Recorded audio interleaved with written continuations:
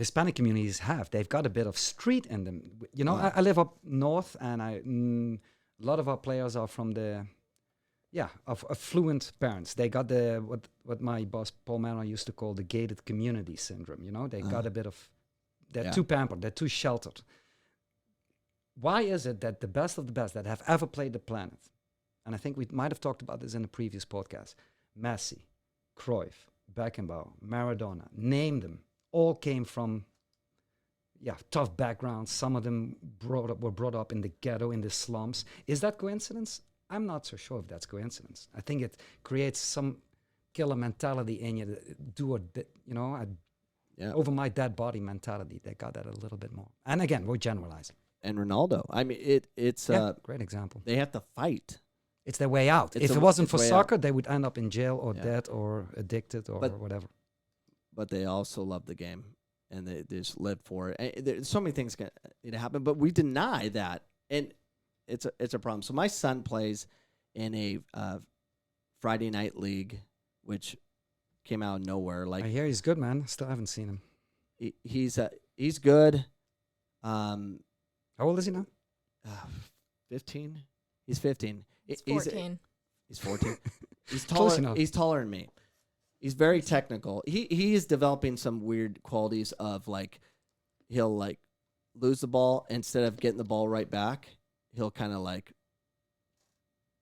be too cool for school kind of thing, because his team will get it back for him, which that's a simple thing to fix. I mean, I just keep track of it now. It might be simple, but it's very important. Without that, good luck making it to the big league. Oh yeah, it's kind of a thing that he's in. Like, he's around that culture of that's okay, where it's not. Right. And I get kids do that and stuff and whatever. But that'll be nipped in the butt. But we're playing Friday Night League, and I'm like, I thought it was a fair farm. I thought it was 6v6.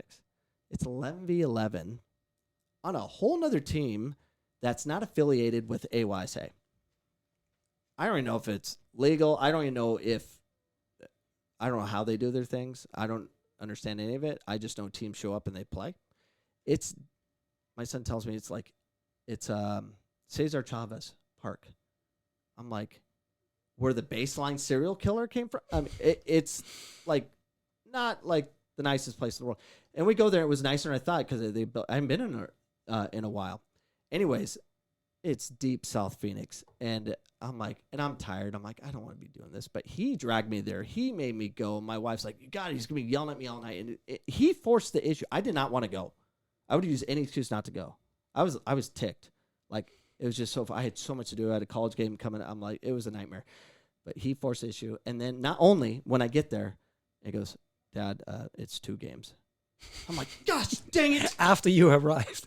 Smart I don't have time for this. Smart lad. Oh, my gosh. But that's the different. Like, he...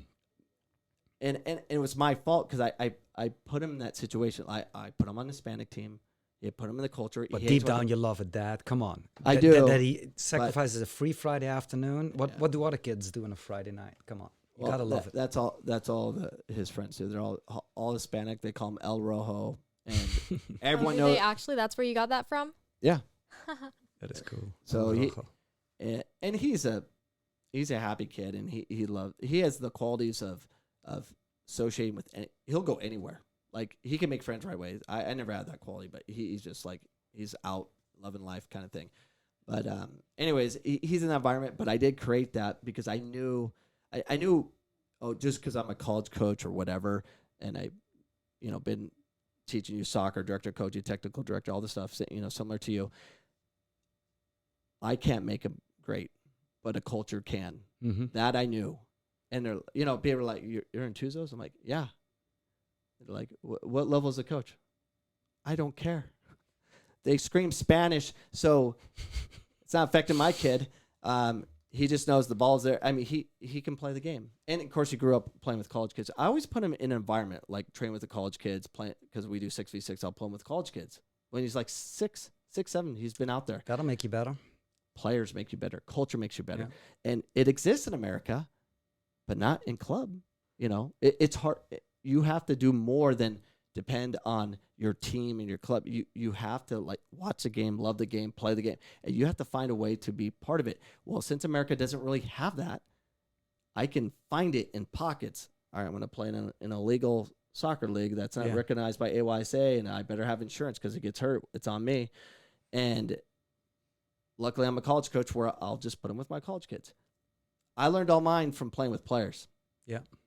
I learned my soccer. Obviously, good coaches at the pro academies in Europe teach you good tactics, man, obviously. Right. But where I learned the game was just outside my door playing my neighbors, 2, 3, 4 hours every single day. And then in the United States, people come to, 2, 3 team sessions a week and think they're going to make the big league.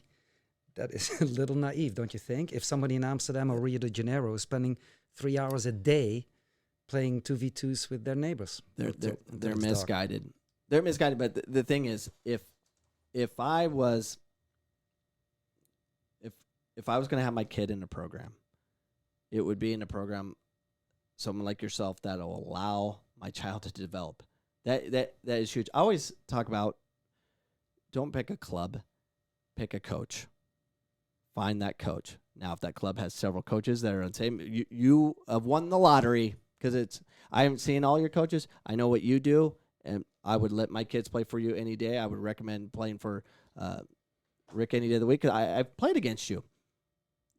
We coached against each other. Yeah, we coached against each other. I remember when you guys, the 96s, and you beat us like 2-3-0, and I was ticked, but I love what you did. You didn't beat us because you got lucky or just beat us up. You played the game. You're connecting passes, and that's what we need to see. You don't see it, especially back then.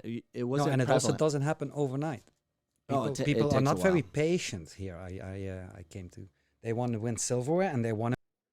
If you enjoyed that clip, you can enjoy all the clips at youtube.com/Coach Cameron Soccer to get all my content. Make sure you subscribe, hit the notification bell so you know what's going on and when we appear online, which is typically every Sunday, 7 p.m. Mountain Standard Time. Hope to see you this Sunday for our next live show.